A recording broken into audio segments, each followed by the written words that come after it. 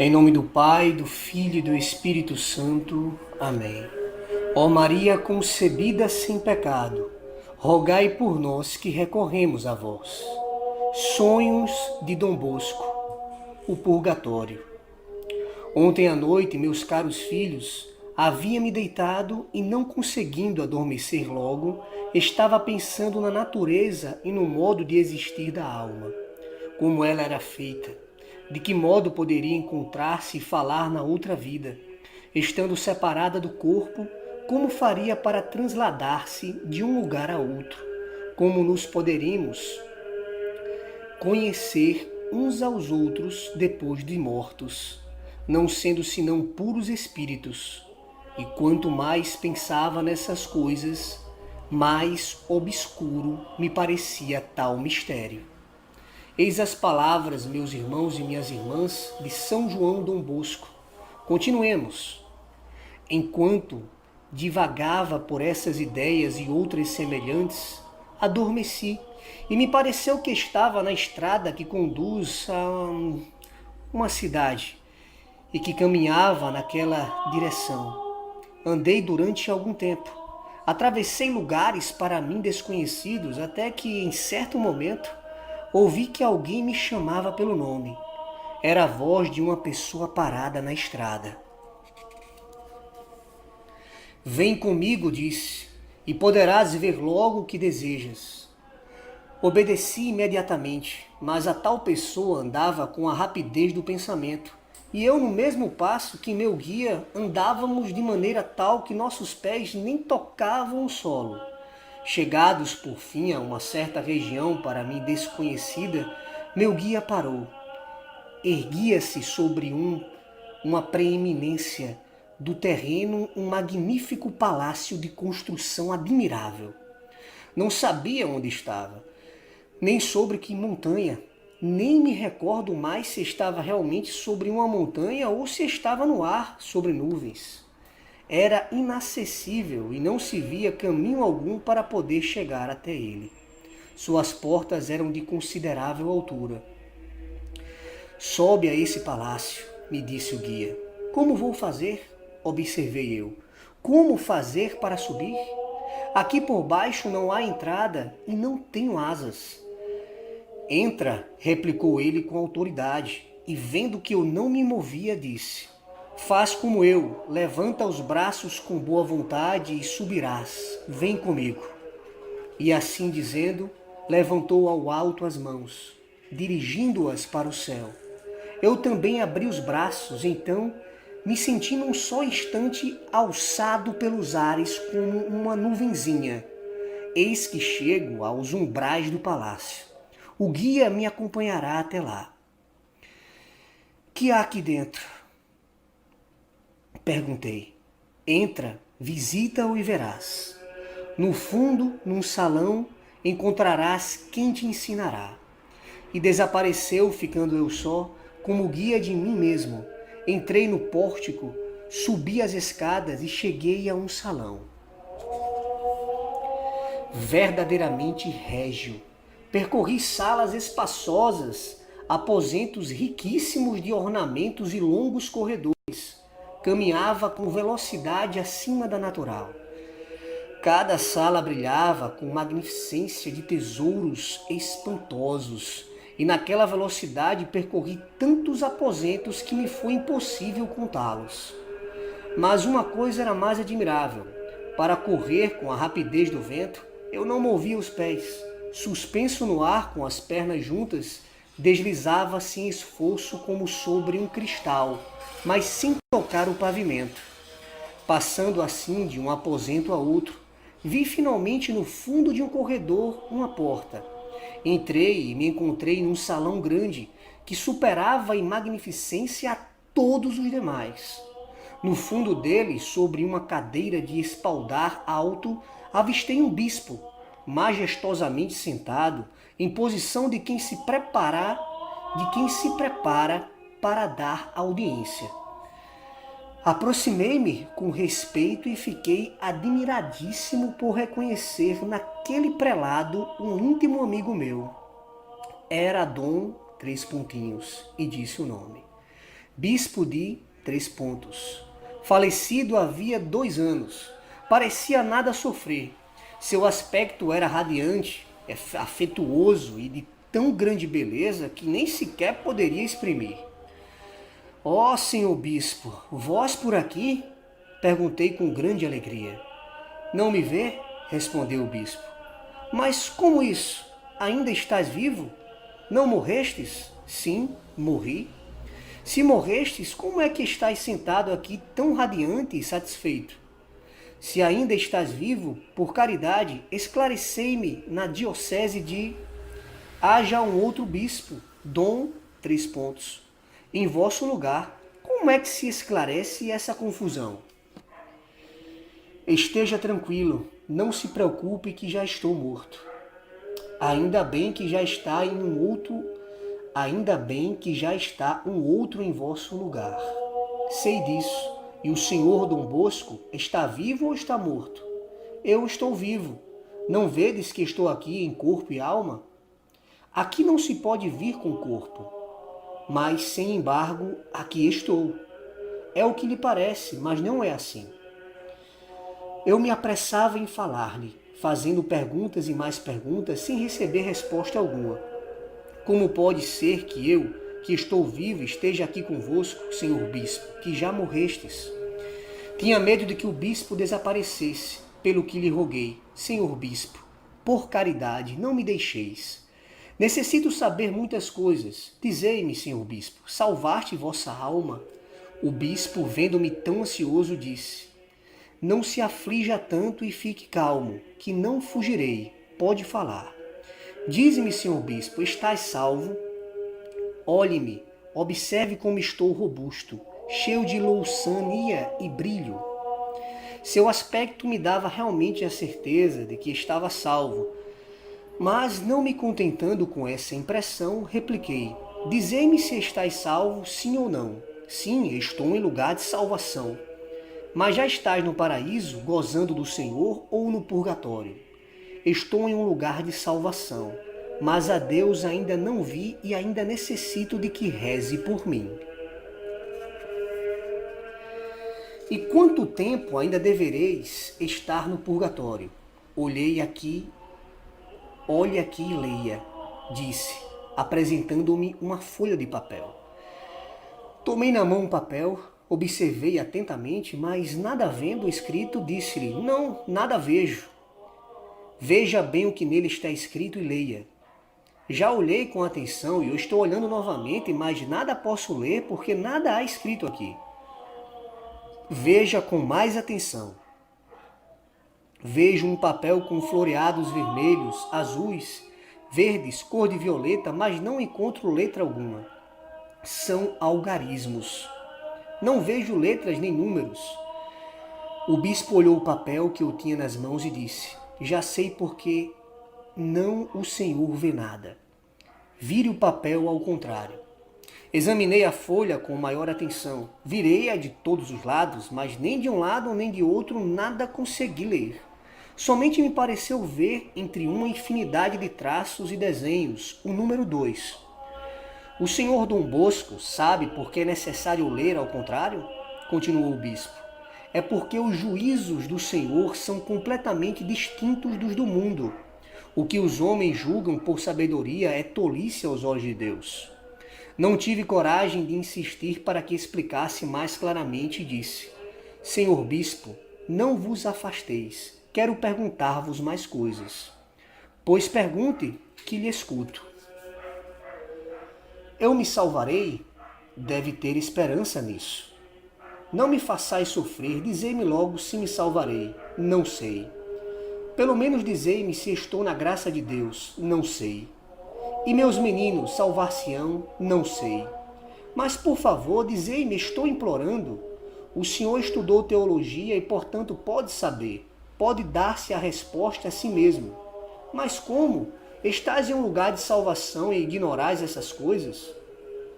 O Senhor as dá a conhecer a quem quer, e quando quer que elas sejam comunicadas, dá ordem e permissão para tal. A não ser assim, ninguém pode comunicá-lo aos que ainda vivem. Eu me achava nervoso, na impaciência de fazer mais perguntas, e as fazia apressadamente com o temor de que o senhor bispo se retirasse. Dizei-me algo para dizer de vossa parte aos meus meninos. O senhor sabe tanto quanto eu o que devem fazer. Tendes a igreja, o evangelho e as outras escrituras que tudo vos dizem. Diga-lhes que salvem suas almas, pois tudo mais de nada serve. Já sabemos que devemos salvar a alma, mas que devemos fazer para salvá-la? Dê-me alguma recomendação especial para poder salvá-la e que nos faça recordar de vós. Eu repetirei aos meus rapazes em vosso nome. Diga-lhes que sejam bons e sejam obedientes. Quem é que não sabe essas coisas? Diga-lhes que sejam puros e que rezem, mas explicai-vos em termos mais concretos. Diga-lhes que se confessem com frequência e façam boas confissões. Alguma outra coisa ainda mais concreta? Direi já que quer. Diga-lhes que tem diante dos olhos uma neblina e que quando alguém chega a vê-la já está muito adiantada. Que afastem essa neblina, como se lê nos Salmos. Nuvem dissipa. Que neblina é essa? São todas as coisas mundanas que impedem de ver as coisas celestiais como de fato são. E que devem fazer para afastar essa neblina? Considerem o mundo exatamente como ele é. Mundus totus in maligno positos es. O mundo está todo posto no maligno, e então salvarão a alma. Que não se deixem enganar pelas aparências do mundo. Os jovens creem que os prazeres, as alegrias, as amizades do mundo podem fazê-los felizes e, portanto, não esperam senão o momento de poder gozar desses prazeres. Mas recordem-se de que tudo é vaidade e aflição de espírito e tomem o hábito de ver as coisas do mundo não como elas parecem, mas como realmente são. E essa neblina, como é principalmente produzida? Assim como a virtude que mais brilha no paraíso é a pureza, assim a obscuridade e a neblina são produzidas principalmente pelo pecado de imodéstia e impureza. É como uma negra nuvem densíssima que toda a visão e impede os jovens de verem o precipício rumo ao qual caminham. Diga-lhes, portanto, que conservem zelosamente a virtude da pureza, porque os que a possuem, floribuntum secuti lilium in civitate Dei, florescerão como o lírio na cidade de Deus. E o que se requer para conservar a pureza? Dizei-me, e eu direi aos meus caros jovens de vossa parte: recolhimento, obediência, fuga do ócio e oração. E que mais? Oração, fuga do ócio, obediência e recolhimento. Nada mais? Obediência, recolhimento, oração e fuga do ócio. Recomende-lhes estas coisas, que elas são suficientes. Teria querido perguntar-lhe muitas coisas mais, porém não me vinha à lembrança. Assim é que, mal o bispo terminou de falar, impaciente para vos transmitir aqueles avisos, deixei apressadamente o salão e corri para o oratório. Voava com a rapidez do vento e no instante encontrei-me na porta de casa. Mas ao chegar parei e pensei: por que não permaneci mais tempo com o senhor bispo de... interrogação. Teria conseguido ainda melhores esclarecimentos. Fiz mal em deixar escapar uma ocasião tão boa. Teria aprendido muitas coisas interessantes. E imediatamente voltei atrás com a mesma rapidez com que tinha vindo. Temeroso de não mais encontrar o senhor bispo, entrei novamente no palácio e no salão. Mas que mudança se havia operado em poucos instantes. O bispo, pálido como cera, estava estendido sobre um leito e parecia um cadáver. Em seus olhos brilhavam ainda suas últimas lágrimas. Estava em agonia, só pelo ligeiro movimento do peito produzido pelos últimos alentos. Se deduzia que ainda estava vivo. Aproximei-me com grande preocupação e perguntei: Senhor bispo, que vos aconteceu? Deixe-me, respondeu com um gemido.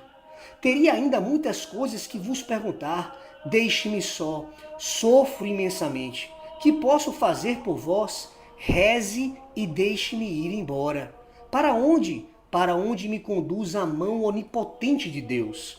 Mas, senhor bispo, rogo-vos que me digais o local. Sofro imensamente.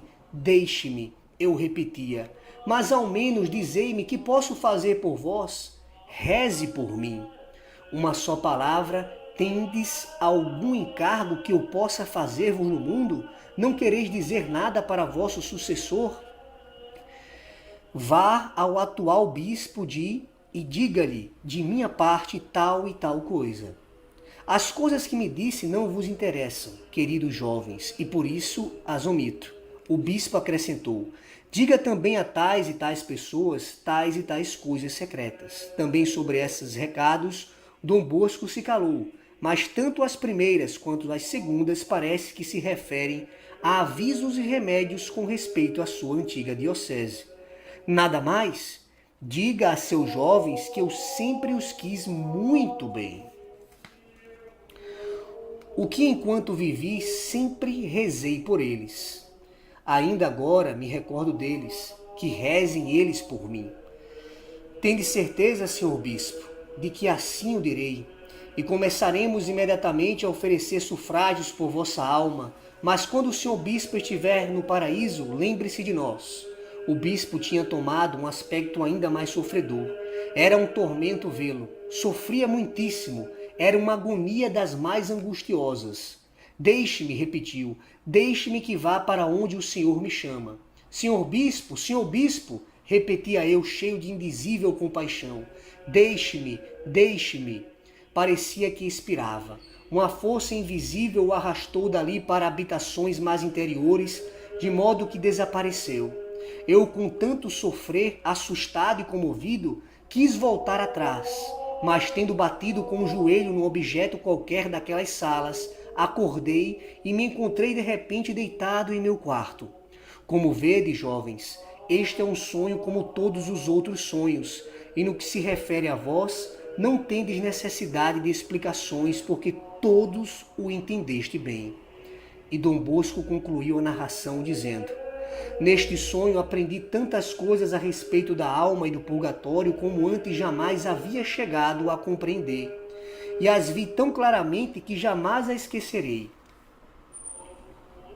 Assim termina a narração de nossos apontamentos. Parece que em dois quadros distintos o venerável Dom Bosco quis expor o estado de graça das almas do purgatório e seus sofrimentos expiatórios. Nenhum comentário fez acerca do estado daquele bom bispo. Sabe-se, aliás, por revelações digníssimas de fé e pelo testemunho dos santos padres, que pessoas de santidade consumada, lírios de virginal pureza, carregados de méritos, realizadores de milagres que nós hoje veneramos nos altares, por defeitos ligeiríssimos deveram permanecer um tempo até prolongado no purgatório. A justiça divina quer que, antes de entrar no céu, cada um pague até a última parcela de suas dívidas. Nós que escrevemos isto, tendo perguntado algum tempo depois a Dom Bosco se havia executado os encargos recebidos daquele prelado com a confiança com que nos honrava, respondeu-nos: sim, executei fielmente o que me recomendou.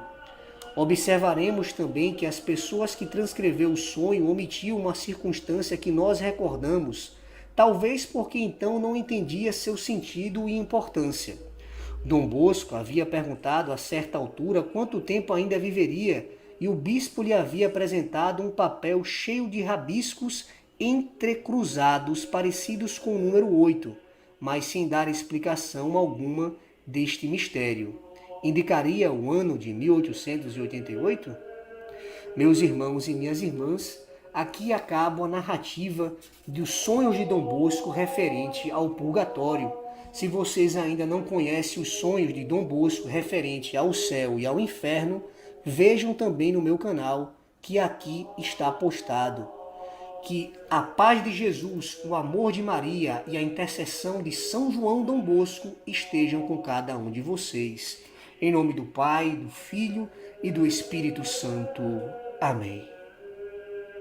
Não esqueçam também, meus irmãos, de sempre rezarem pelas almas do purgatório. O terço que tem no canal também, que se vincula grandes graças para as almas do purgatório, a aspersão da água benta, o poder que a água benta tem diante das almas do purgatório, oferecendo água benta por elas, bem como colocar o nome dos entes queridos e oferecer também as santas missas pelas almas do purgatório. Amém.